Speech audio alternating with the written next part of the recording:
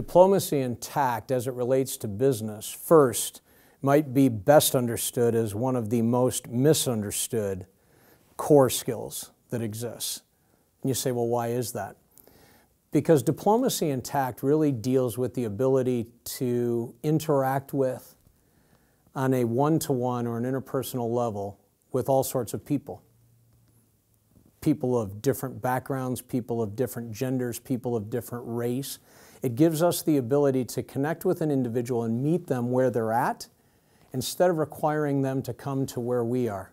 Diplomacy and tact is a critical skill for a leader to have, because if we don't understand the broad makeup of the global workforce that we're dealing with today, the diversity of that workforce, the unique nature of backgrounds that are represented in that workforce, we become ineffective in our own right as leaders if we try to treat that as some sort of one-dimensional approach and don't consider how we, in fact, go to someone or interact with someone based on all factors that we know.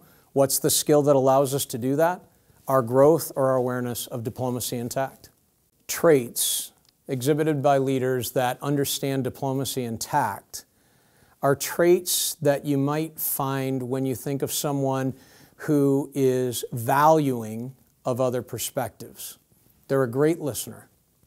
It doesn't mean they don't have an opinion. It doesn't mean that they don't have a thought. It means that they can first value the perspective of others before they inject their perspective. The second is they view a diversity of opinion or a diversity of thought. If everything has to be a certain way defined by an individual in leadership, how will you ever establish diplomacy and tact? The answer is you won't. Why? Because most of your time as a leader is spent judging the input.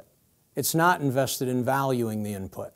You've got to be able to, at every turn, understand. It doesn't mean that we have to agree with it, but we have to understand where a person is coming from so that we can best represent what we're communicating back to them in a way that will at least influence them towards understanding and valuing our perspective. That is the dynamic of human interaction, of human communication, and at its core, that is the definition or the defining perspective of diplomacy and tact.